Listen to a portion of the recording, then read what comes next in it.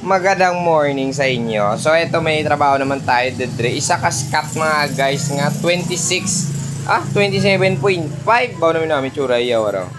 Na, amo ni siya. Amo ni siya mga guys, indala ni Idol sa aton kay Hambalya. Limpihan ta daw. So ito yung problema dito, yung mga kadena, puro kalawang, puro higko, puro yabok, puro karigkid. Yung butong bracket oh, waay na plastic, laban-laban damage ni ilis ita ni karong bag-o. Ari will set sa likod. Kag isa pa, ito rin. Flat. So yung gagawin natin dito, lilinisan natin bilugid ng bike. Islan lang ang guba and then ayos na. So tara, umpisa natin. Pawari nakakasanda na. Okay. Matamat lang. Okay, wait lang. Okay, alala. Okay. Butong nga be? Ikaw be? Eh, hindi ko kano. Matamat lang. Sige, dala butong. Dala butong mag-uyog.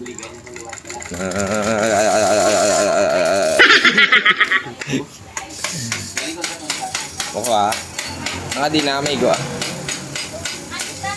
Yata!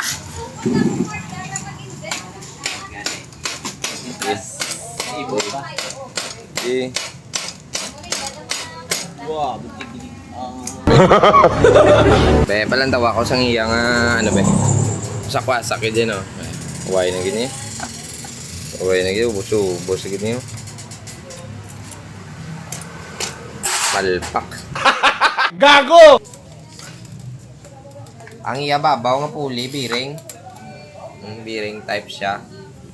Pero ang idalom, stock pa. Daw may mga higot pa galing, nakapilit. Oh. Ay. Oh, may mga lubid pa.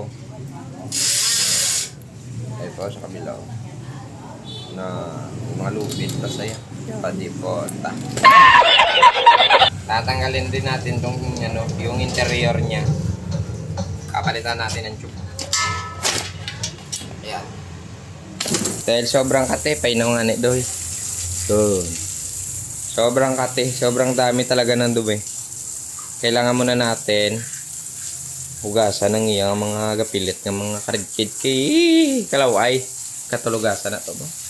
Uwi ka tolo. Kabalaban gid. Katamsak na tsura ya karon. So ayan, sabang naguhugas si Boy Yellow Black, doon naman tayo sa labas. Mamungkag tatuya sang iyang mga kasudlan. Tara. Noon. Tanggalin muna natin kasi kailangan itong hugasan. Yan. Ang grabe yung itsura, oh. Sobrang dumi. Ayan pa, oh. So, palanta ko lang sa inyo kung ano katakukuno yan. Ano, pati bulitas, eh. May balay yan, yung bulitas, yung plastic. So, pareha sa iping balay mo, dabla.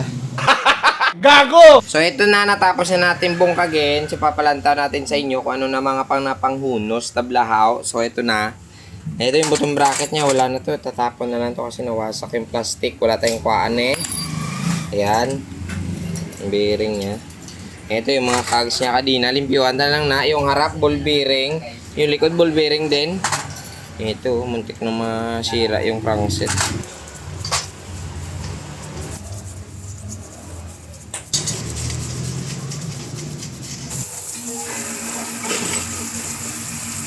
Need muna banlaw.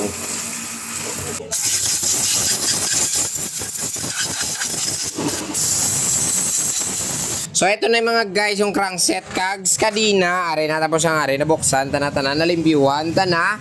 So kailangan na natin tong ibabalik para at least maplastar tamayo kung anong mayo. Wow!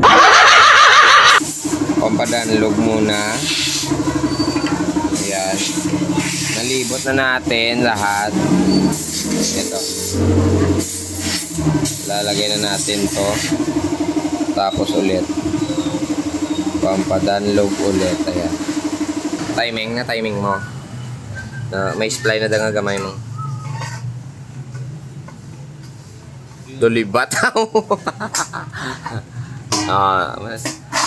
Kay wasak na ang iya to daan kagina nga butong bracket, so kailangan natin magkuha ng bago. Pero bago natin ikabit to mga guys, sure natin na wala wala grasa, lagyan natin. Ayan.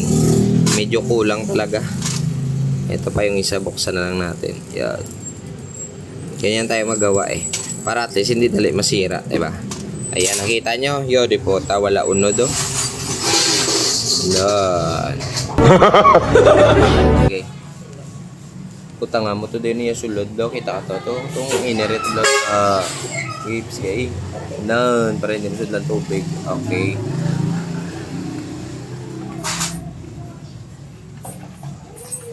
Hindi balo.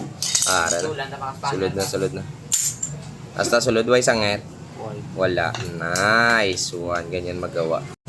Eto na, crankset mga guys, igugulo na. Kanina, yawan pa na sa kasi yawan ko kasi natin tiga, no?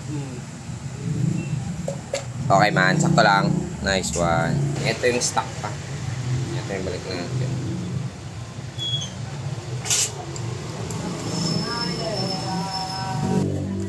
Para tatakbo na singit-singit mga guys. Good luck kung hindi maglagan eh. Basip na daw biyang. Gago! Ayun. Gamba. So ito, mag-oil muna tayo. Yun. Tapos ikutin na lang. Yun. Suabe na. So ayan na nga ni mga guys, natapos na natin yung unit ni Idol sa paglinis. Palitan natin ng tube, bottom bracket, so papalantaw natin sa inyo. And then nalinisan na rin natin ang iyang mga bulitas, mga aksol, ari na pormayaw na. Toyo di po. Tada best. Pwede na palayason. Lantaw ta sa may piakbe sa iya drive train kung why na tok-tok ang iyang kadina kagag. Asus press na. Maraming salamat sa susunod na naman. God bless.